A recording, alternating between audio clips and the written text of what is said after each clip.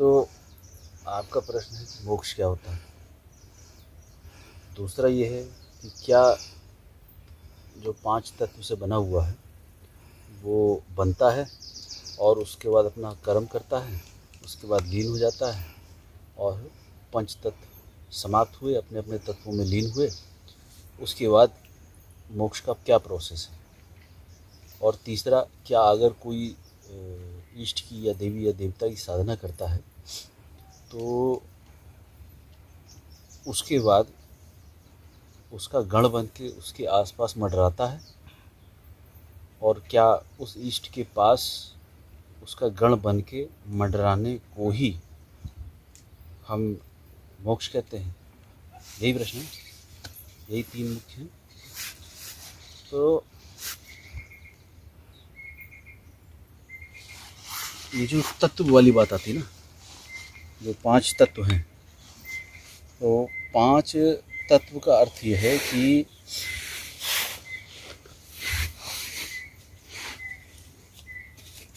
जिसको हिंदू मैथोलॉजी जिसको बोलते हैं, जो सत्य है, सनातन है ना, उसमें यह है कि शिव और शक्ति के बारे में बताया गया है, भैरव और भैरवी के बारे में बताया गया है, वही सेम चीज़ है ना। तो जितना भी आपको दृश्य है, जितना भी दृश्य है किसी भी स्तर पे, ठीक, एक दृश्य है आपको जो आंखों से दिख रहा है, एक दृश्य है आपको महसूस हो रहा है त्वचा पे, है ना, और एक आपको नासापुटों पे महसूस हो रहा है, सुगंध आ रही है, वो भी एक दृश्य है। ठीक, ये जितना भी दृश्य है और जितना भी आपकी आँखों के लिए दृश्य है, तो जो आँखों के लिए दृश्य है वो भी, आँखों के लिए जो अदृश्य है भौतिक आँखों के लिए, वो भी एक दृश्य ही है, क्योंकि वो भी आपको दिखता ही है ना। तो ये सब माया का पार्ट है, यानी ये सब शक्ति का पार्ट है। शक्ति जब सघन हो जाती है तो अपना रूप लेती है। तो सघन मतलब जैसे सघन हो गई तो ये पेड़ बन गया, किसी दूसरे फॉर्म में सघन हो गई तो जीव बन गया, है ना, पानी हो गया, आकाश हो गया, जल हो गया, जल तो हो ही गया, अग्नि हो गया, पृथ्वी हो गया, वायु हो गया, है ना।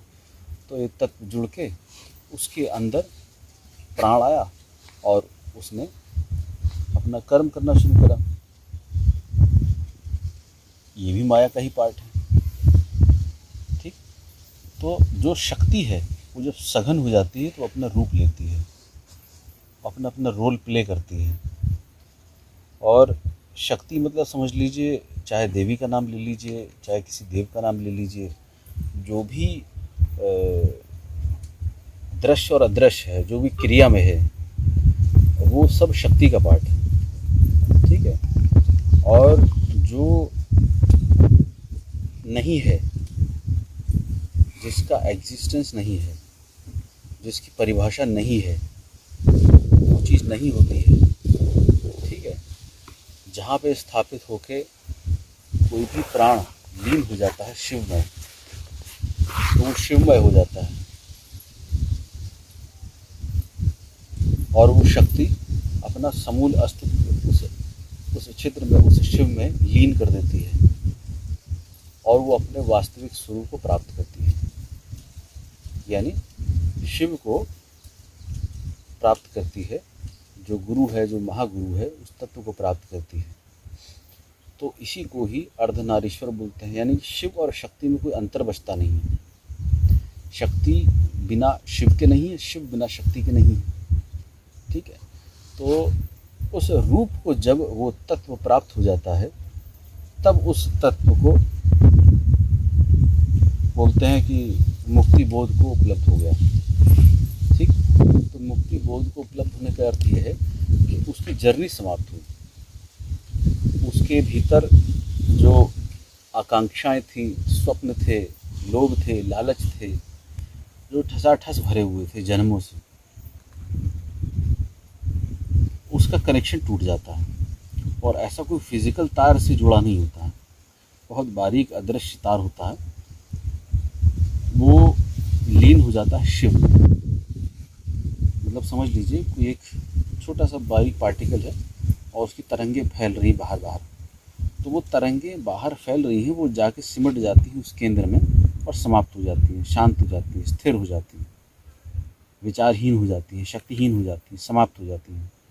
तो उस अवस्था को, उस बोध को जब जीव जीवित रहते हुए उपलब्ध होता है, उसको मुक्ति बोध या मोक्ष बोध या कैवल्य, है ना, या बुद्धत्व की प्राप्ति, ये अलग अलग नामों से अलग अलग संप्रदाय में जाना गया है।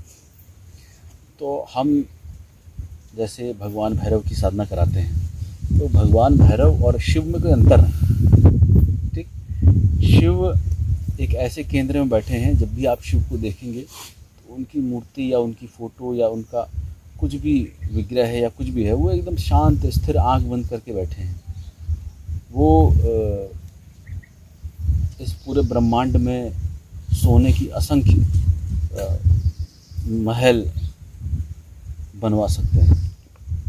कुबेर उनके अंडर में है, सब कुछ उनके अंडर में है। ठीक है, सारे यक्ष किन्नर उसके अंडर में है। सारी चीज़ों की उपलब्धि होने के बावजूद भी वो दो स्थानों पर बैठे हैं, या तो शमशान में या तो कैलाश में।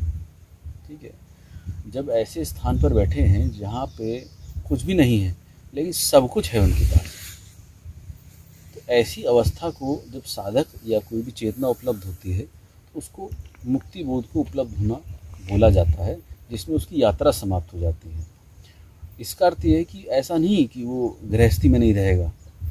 भाई शिव परिवार है पूरा, कार्तिक है, आपके गणेश जी हैं, माता जी हैं, वो स्वयं हैं, उनके गण हैं, है ना, तो ये सब उनका ही हिस्सा है।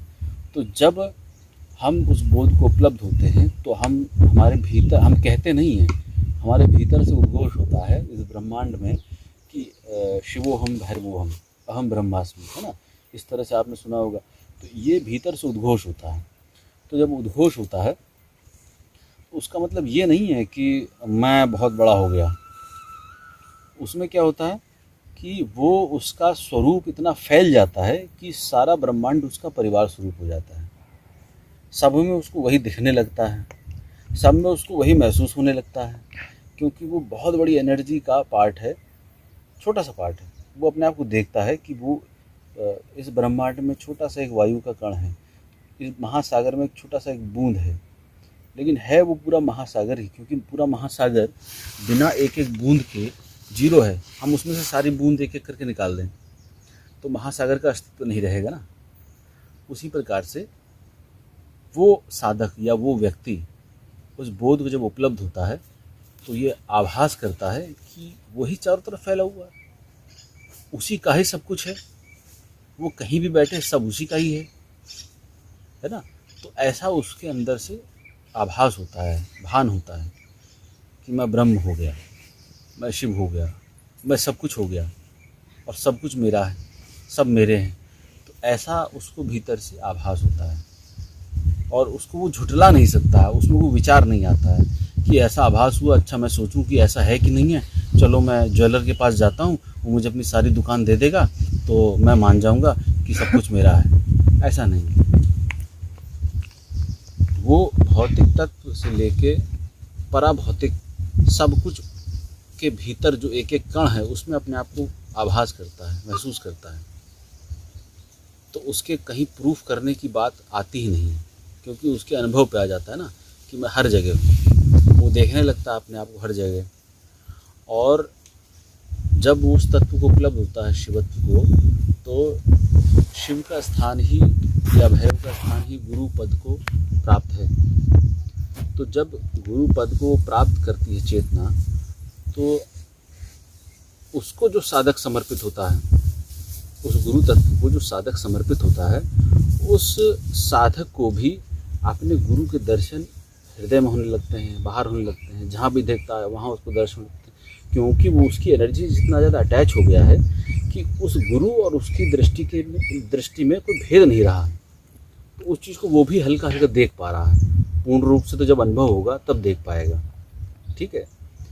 अच्छा, जब हम किसी देव या देवी की उपासना करते हैं तो हम ऊपर और नीचे किसी भी मार्ग को चुन सकते हैं। आना आपको ऊपर ही पड़ेगा ना, आना आपको शिव की तरफ ही पड़ेगा, भैरव की तरफ ही पड़ेगा। तो चाहे आप किसी जिंदगी की साधना करें, प्रेत की, परी की, है ना, ब्रह्म राक्षस की, या कोई पिशाच की, या ऐसे बहुत सारी देवी देवता हैं, ठीक, किसी की भी आप उपासना करें, आपको धीरे धीरे धीरे धीरे ऊपर बढ़ना ही पड़ेगा। कारण क्या है? क्योंकि आप किसी भी सूरज की बाहरी किरण को पकड़ लेंगे तो किरण को पकड़ते हुए आपको तृप्ति नहीं होगी, जो आपको उस महासागर में डूबने पे होगी, ठीक, क्योंकि हर नदी का अंत उस महासागर में ही है। तो आप तृप्त नहीं फील करेंगे, कोई भी साधना करेंगे तो अगर ईमानदारी से देखेंगे तो आप तृप्ति फील नहीं करेंगे। तो जहाँ पे तृप्ति होगी वहाँ पे शून्य होगा, आपका स्वयं का अस्तित्व समाप्त हो जाएगा। तो अस्तित्व कहाँ समाप्त होगा? जैसे मैंने बोला, शिवत्व को उपलब्ध हुए, आप लीन हो गए, आपका अस्तित्व समाप्त हो गया। तब फिर आपको बैठने की ज़रूरत नहीं है किसी भी ध्यान में, किसी भी समाधि में जाने के लिए। आप 24 घंटे उस अवस्था को प्राप्त होंगे, क्योंकि आप होंगे नहीं ना, सिर्फ वही होगा। तो अब यहाँ पे ये बात आती है कि हम शुरू किसी भी साधना से करें, ठीक है, गायत्री उपासना करें, कोई देवी उपासना करें, कोई देव उपासना करें, आना आपको धीरे धीरे पकड़ के वहीं पड़ेगा। किरण पकड़ के आप धीरे धीरे धीरे धीरे सूर्य में अपने आप को भस्म करेंगे ही करेंगे, आज नहीं कल, ठीक है, इस जन्म नहीं, अगले जन्म, किसी जन्म में करेंगे। क्योंकि जब तक आप नहीं करेंगे तब तक आपकी यात्रा संपूर्ण नहीं होगी। हमेशा आपको क्योंकि माया इतना ज़्यादा डाइवर्सिफाई है कि आप उसके किसी भी एक रूप में सेटिस्फाई नहीं होंगे। अगर हम किसी एक ऐसे कामी लोभी पुरुष की कल्पना करें जो स्त्रियों के पीछे भागता हो, तो वो एक स्त्री से कभी सेटिस्फाई नहीं होगा। 1, 2, 4, 10, 15, 20, 50, 60, 100, और उसको पाने के वो अलग अलग तरीके भी ढूंढेगा, है ना, और उनके साथ भोग करने के फिर वो अलग अलग नए नए काम सूत्र भी डिज़ाइन करेगा, ठीक। तो जब सिर्फ एक ही चीज़, यानी कि उसका एक भोग स्त्री, इस पुरुष का एक भोग स्त्री या स्त्री का एक भोग पुरुष, तो उसमें जब सिर्फ एक पॉइंट में ही वो नहीं सेटिस्फाई हो रहा है, तो इससे शक्ति के तो बहुत सारे रूप हैं। तो अगर एक में फंसता है तो जन्मों के लिए फंस जाता है, तो ऐसे कितने सारे रूप हैं। यानी कि अगर किसी को जीव की वासना होती है तो वो जिंदगी भर सिर्फ जीव को संतुष्ट करने के लिए ही लगा रहता है, उसकी सारी जीवन की यात्रा सिर्फ जीव संतुष्ट हो जाए। ऐसे कितने सारे लोगों की कहानियाँ हैं कि ढेर सारा खाना खाते थे फिर उल्टी करते थे, है ना, फिर खाना खाते थे फिर उल्टी करते थे। कहाँ संतुष्टि है? कुछ नहीं है संतुष्टि। फिर खाने में भी जाओ तो बहुत सारी वैरायटी है। आप कोई भी एक मिठाई ले लो तो मिठाई में उसको तृप्ति नहीं है, उसने ढेरों आविष्कार कर डाले। तो कहीं भी उसको किसी भी शक्ति की, ये सब शक्ति का ही पार्ट बता रहा हूँ, माया का ही पार्ट बता रहा हूँ, कहाँ वो फंसता है, ठीक। अच्छा, अब हम पैसे को ले लें तो 1 रुपये से संतुष्ट नहीं होगा। अगर किसी के पास 10 पैसा भी नहीं होगा तो 1 रुपये की लालसा करेगा, फिर 1 रुपये से भी संतुष्ट नहीं होगा, फिर वो करोड़ों से भी संतुष्ट नहीं होगा, फिर उसको और चाहिए होगा। फिर जब वो पूरी पृथ्वी जीत लेगा फिर उसको मंगल ग्रह भी चाहिए होगा, फिर चंद्रमा भी चाहिए होगा, फिर और दूर जाएगा, सब पे पैर रखेगा, सब पे झंडा गाड़ेगा कि सब पे मेरा नाम हो जाए। तो ये शक्ति के इतने अनंत रूप हैं कि आप कभी भी उसमें अपनी यात्रा को समाप्त नहीं कर पाएंगे, ठीक है।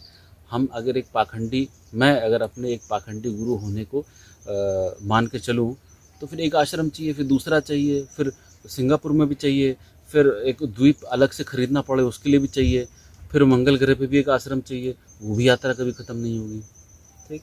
किसी भी एंगल से आप देखेंगे तो शक्ति का कभी भी आपको सपोर्ट आपकी यात्रा को बंद करने के लिए नहीं होगा, क्योंकि उसका बिहेवियर है कि इसको भगाओ, इसको नचाओ, उसका कैरेक्टर है, ठीक।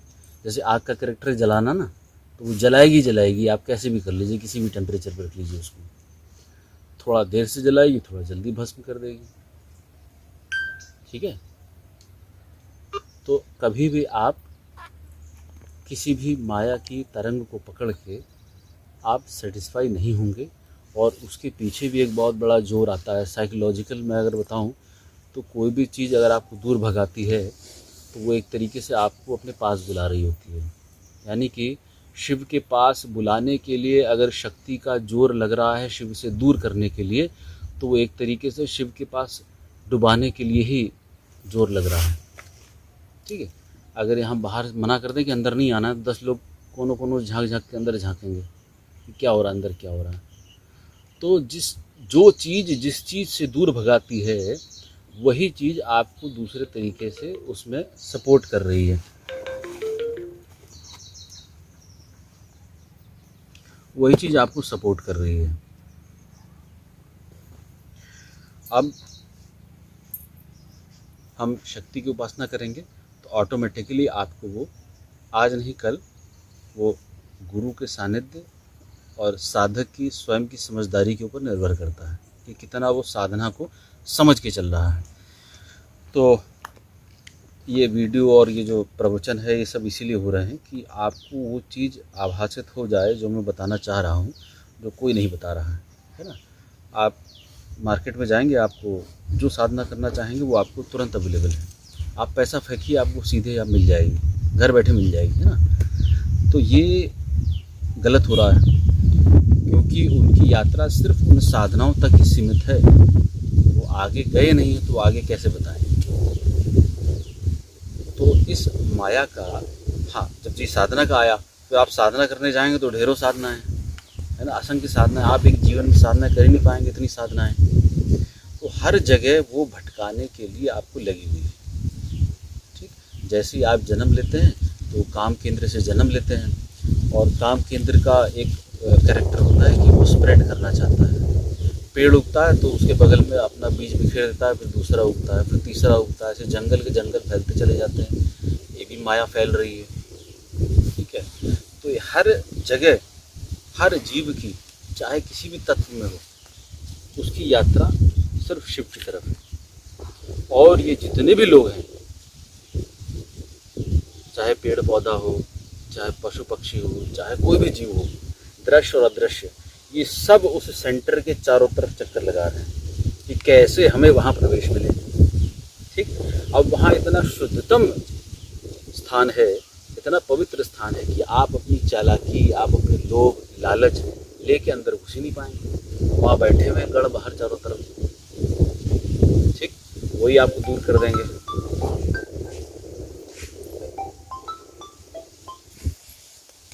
तो जब आपको वो दूर कर देंगे तो आप के अंदर ये रहेगा कि कैसे मैं जाऊं अंदर।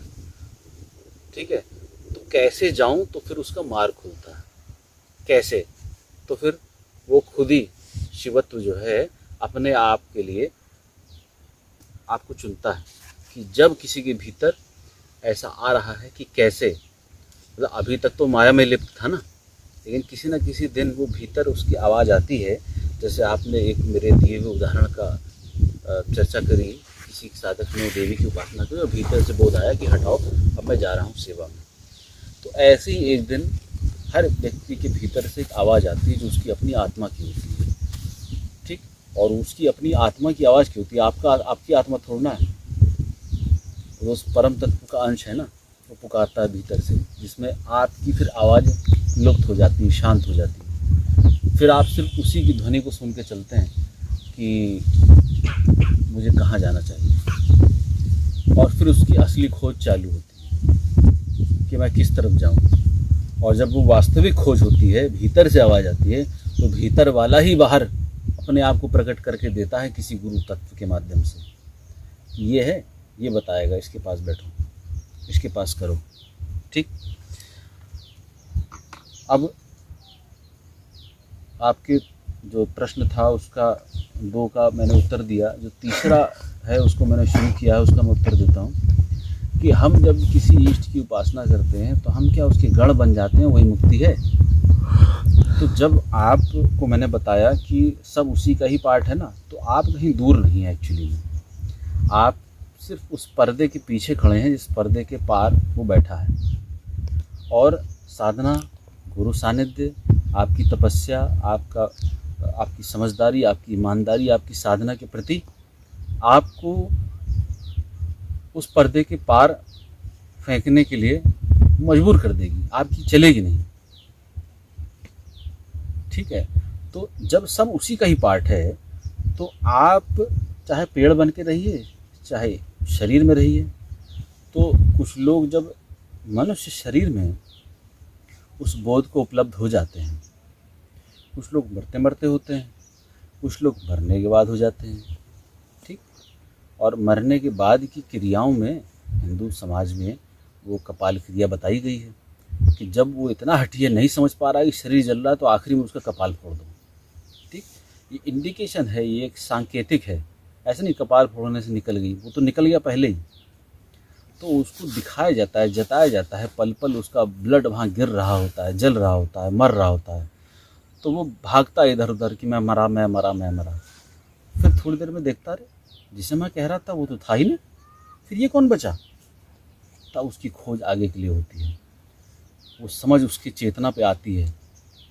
अरे मैं तो तड़प रहा था कि मैं वैसे ही वापस शरीर में कैसे आ जाऊं, मेरा बच्चा मुझसे लिपट के रो रहा है, मेरी माँ मुझसे लिपट के रो रही है, मेरी बीवी लिपट के रो रही है, मेरे मकान में ऐसा हो गया, मुझे वो ठीक कराना तभी नहीं हो पाया, मुझे वापस जाना है, कितना मार ले नहीं हो पाता है। इंसान तक भी जाता है कि कुछ तो हो जाएगा, कुछ तो हो जाएगा। वो इतना साल जीने के बाद, इतने लोगों को मुर्दा घर तक भेजने के बाद भी नहीं समझ पाता है।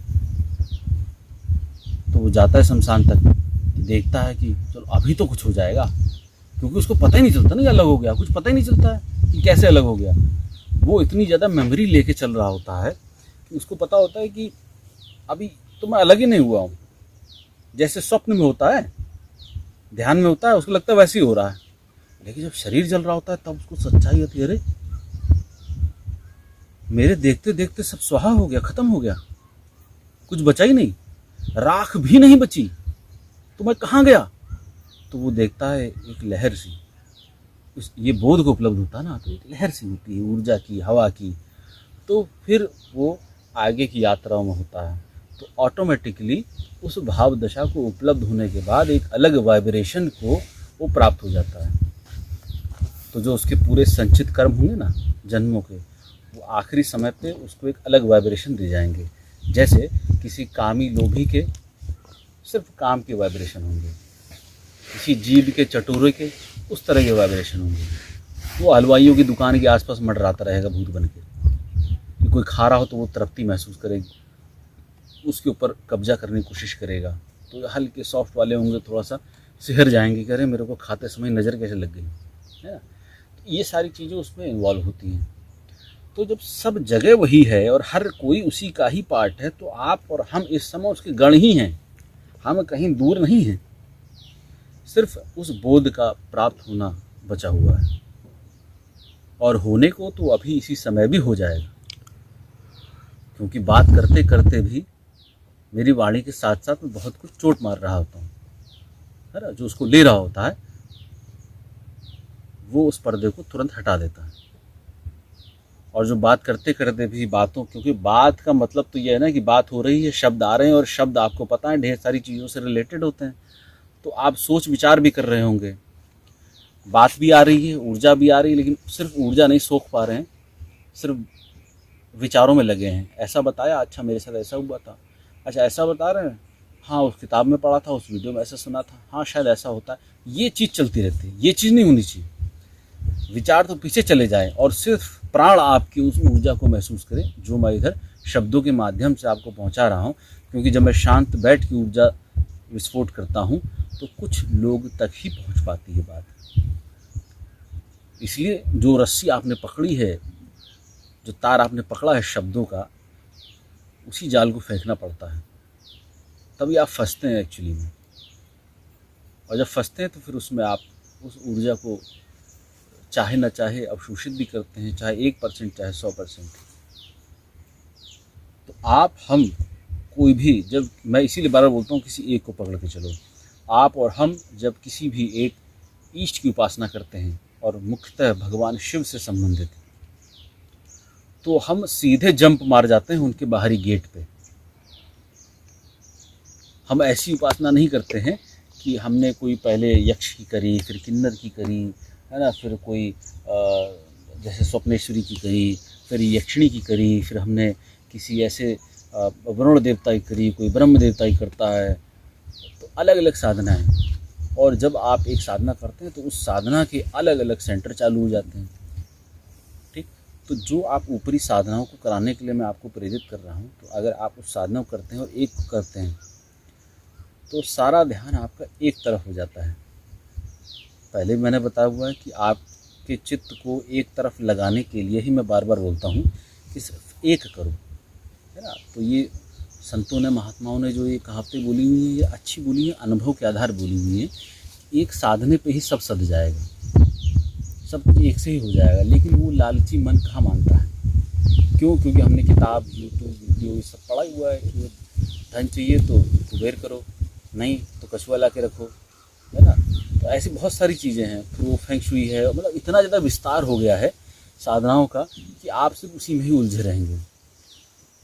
तो अगर मैं उसी लालच का जाल फेंक के अगर आपसे बात करूं, तो भगवान बटुक भैरव के लिए बोला गया है कि अगर भगवान बटुक भैरव प्रसन्न हो जाते हैं तो वो फिर इतना देते हैं कि कुबेर भी ठगा सा महसूस करता है कि इतना सारा धन आ कहाँ से रहा है, जब मैं यहाँ बैठा हूँ तो इनके पास कहाँ से आ रहा है। ऐसे वो प्रसन्न होकर देते हैं, ठीक है। लेकिन बाबा का स्वरूप ऐसा है कि वो उनको प्रेम करने वाला, उनको चाहने वाला, वो धन की कल्पना में भी नहीं आता है, धन की कल्पना करता ही नहीं एक्चुअली। जिस भैया तो आप धन करोगे या तो बाबा करोगे ना, दोनों चीज़ तो नहीं करोगे। तो सारा फोकस जब एक जगह हो जाता है वो पूरी तरह समर्पित हो जाता है और कहता है भाई तेरी मर्जी, तू जो करना चाहे करे, मैं तो समर्पित, मुझे कुछ नहीं चाहिए।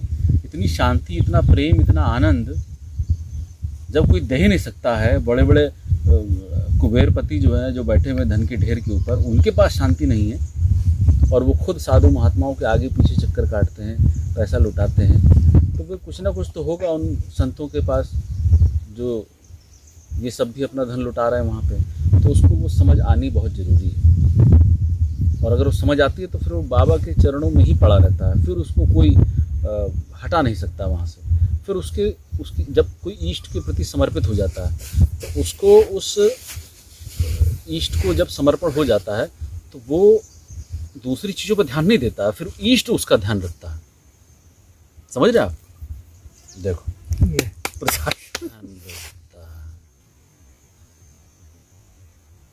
समझ रहे आप? देखो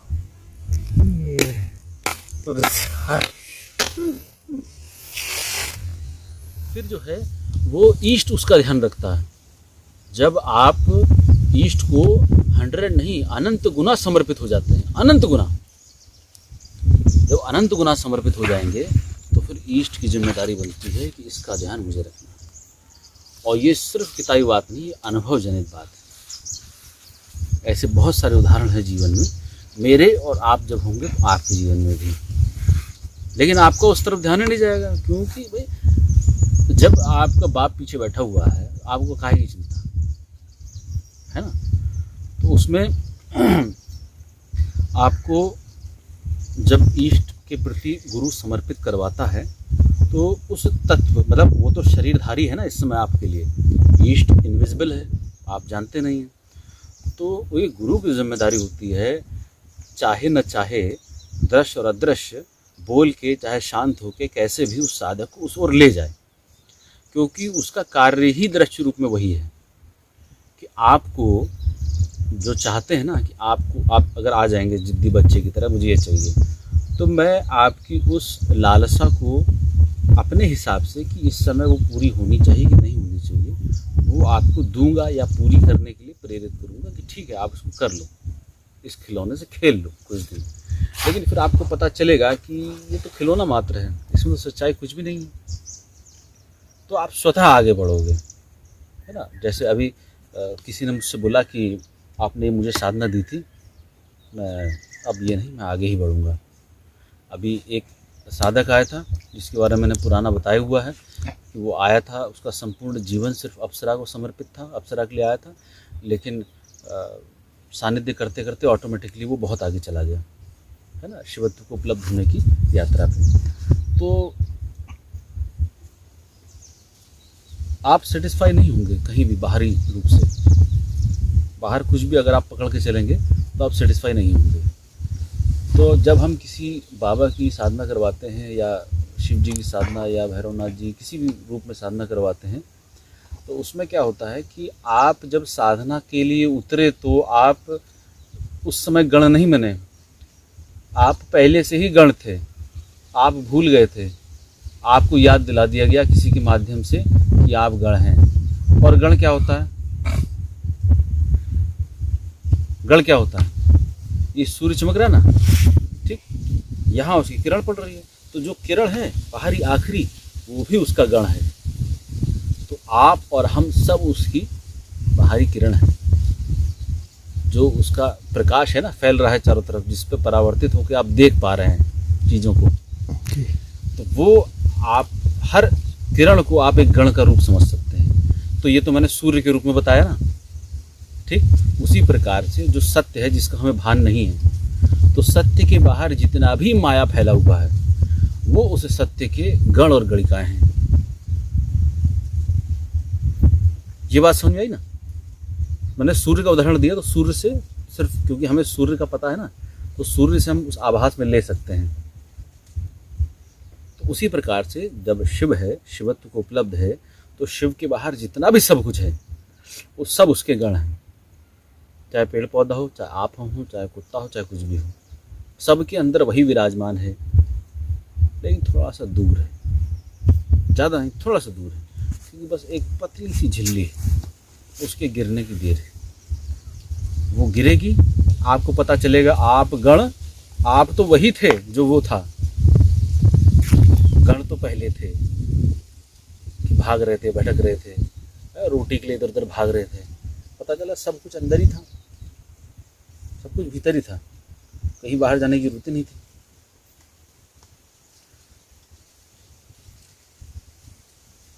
तो जब हम मुक्ति को बोलते हैं, तो हम जब उस शिवत्व को उपलब्ध हो जाते हैं, जब हम उस भैरव तत्व को उपलब्ध हो जाते हैं, जो महाराजा बन के बैठा हुआ है उस महान चोटी पे, जहाँ से ऊपर कुछ नहीं और जहाँ से नीचे कुछ नहीं, जब हम उस तत्व को उपलब्ध हो जाते हैं, जब हम उस भाव दशा को उपलब्ध हो जाते हैं, जो भाव के भी पार की दशा है, जहाँ पे यात्रा समाप्त हो जाती है, और जीवित रहते हुए करेंगे तो आप समाज में रहते हुए ही करेंगे, ठीक है, क्योंकि वो जो समाज जो आप देख रहे हैं वो भी उसी का ही पार्ट है। तो आपको कोई तकलीफ नहीं दे पाएगा,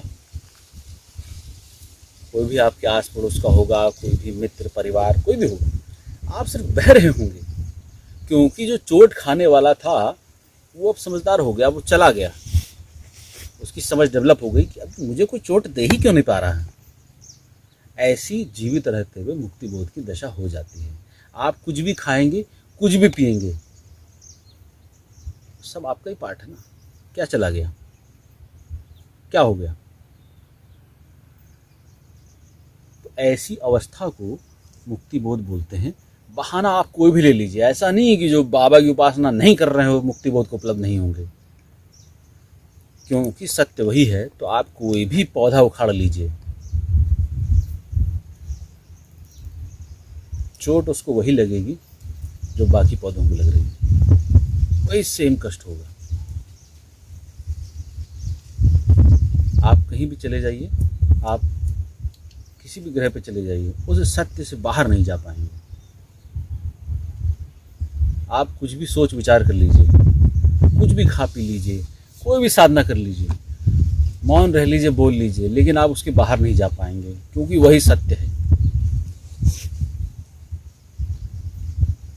अच्छा, अब ये प्रश्न उठता है, सत्य क्या है? बहुत देर से बकवासबाजी कर रहा है, सत्य सत्य तो सत्य क्या है? अरे प्रभु, यही तो कह रहा हूं, जो बोल रहा हूं वही सत्य है, जो हो रहा है वो सत्य है। लेकिन तुम क्यों देख रहे हो? तुम देख रहे हो इसलिए असत्य है, तुम सोच रहे हो इसलिए असत्य है, तुम हो इसलिए असत्य है।